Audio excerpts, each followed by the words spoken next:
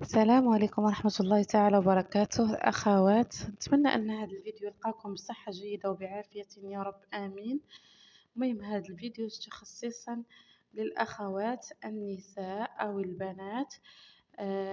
جبت لكم واحد الوصفة خطيرة جدا، وعن تجربتي أنا كنستعملها دايما، وهذه الوصفة بمكونات بسيطة جدا وموجودة في كل بيت، وألا وهي هذه الوصفة هي الحلبة وصفار البيض البلدي.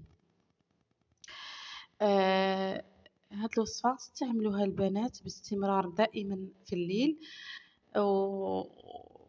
وحيدوها حتى الغد في الصباح، قشرة وغسلوها بالصابون العادي طبيعي، وغتشوفوا البشرة ديالكم كيف غتولي كتلمع. مهم هاد الوصفة قلت لكم بالحلبة وصفار تاع البيض البلدي، صفار البيض البلدي. بحيث أن الحلبة من أكثر الأعشاب التي تشتهر الهند بزراعتها، وأيضا بعض المناطق العربية، وقد تم استخدامها لأول مرة في مصر عام 1500 قبل الميلاد. وتحتوي الحلبة على العديد من العناصر الغذائية ضرورية للجسم، كالمعادن والفيتامينات الضرورية التي يحتاجها الجسم، ونذكر منها ما ياتي. يعني بالنسبة للناس اللي هما ياكلوا الحلبة، منها فيتامين B1 باء واحد، أو يطلق عليه أيضا الثايمين. وهو يتركب هذا الفيتامين من مجموعة من مركبات المضادة للأكسدة التي لها دور مهم وفعال في صحة البصر، وأيضا في الجهاز المناعي ونمو العظام. وفيتامين ألف يساعد على جعل سطح العين والجلد والأغشية المخاطية. لها قدرة كبيرة على مقاومة البكتيريا والفيروسات، كما أنها تقلل من خطر الإصابة بأمراض العين وأيضا مشاكل الجهاز التنفسي. وهذا الفيتامين يساعد الجسم على تحليل الكربوهيدرات، وهذا لإنتاج الطاقة الضرورية للجسم، وتحديدا للدماغ والجهاز العصبي. كما أن الفيتامين باء واحد له دور كبير في الإشارات العصبية، أيضا انخفاض العضلات، وكذلك بالإضافة إلى الدور الأساسي والرئيسي في عملية مركبة البيروفات.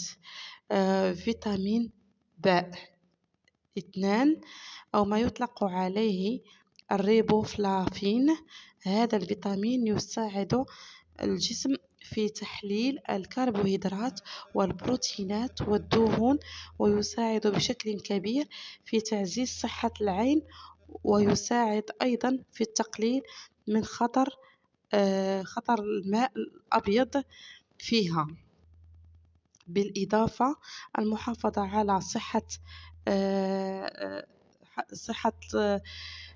على صحة العضلات والأعصاب والجلد. وأيضا تساهم في إنتاج خلايا الدم الحمراء، ويساعد في تعزيز وزيادة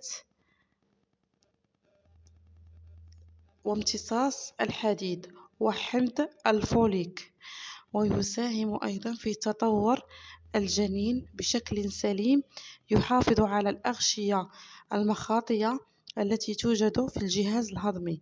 وهذا يكون بمساعدة فيتامين ألف وفيتامين نياسين، فهو يساهم في تحويل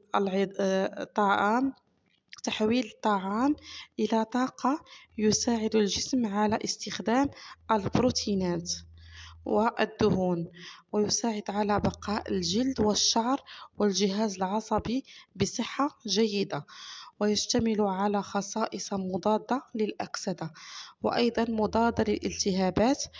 يساعد على خفض مستوى الكوليسترول وغيره من الفيتامينات التي تفيد الجسم بصفة عامة. تمام البنات. مهم وكذلك فوائد من بين فوائد الصفار البيض البلدي هو أنه له فوائد عديدة للجسم. لا سواء في الأكل أن أكلتموه يعني، أو عملته كوصفة للجسم يعني للوجه. ومن بين فوائد صفار البيض للبشرة حيث أنه يتمثل في أنها أن الصفار البيض تحتوي على أحماض أمينية تجدد خلايا البشرة وتبطئ من آثار الشيخوخة. كما يحتوي الصفار البيض على مادة الكولاجين المعزز لنضارة البشرة، وأكله أو استعماله مفيد جدا لصحة الجسم والجلد، فهو مصدر غني بالبروتين والدهون، ويحتوي على الفوسفور والكالسيوم ومجموعة أخرى من الفيتامينات والمعادن.